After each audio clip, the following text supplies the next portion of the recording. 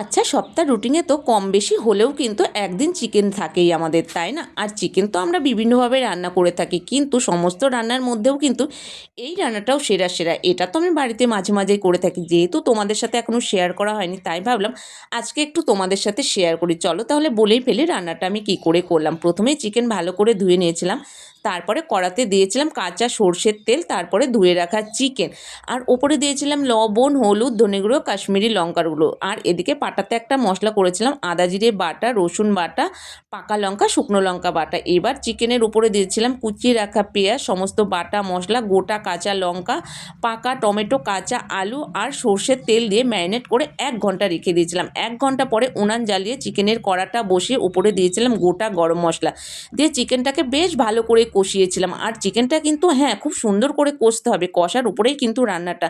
Chicken কষিয়ে নিয়ে যখন তেল ছেড়ে এসেছিলো দিয়েছিলাম ফাটিয়ে রাখা টক দই। টক দই দিয়ে কিন্তু আবারও কষেছিলাম, কষতে কষতে তারপরে দিয়েছিলাম কিন্তু পরিমাণ মতো ঝোল। আর তোমাদেরকে বলি, যারা এই রান্নাটা এখনও পর্যন্ত করে খাওনি একবার হলেও কিন্তু করে খেয়ে দেখো, এটা কিন্তু খেতে দুর্দান্ত হয়। ঝোল শুকিয়ে আসলে দিয়েছিলাম আমি এখানে বাটা গরম মশলা।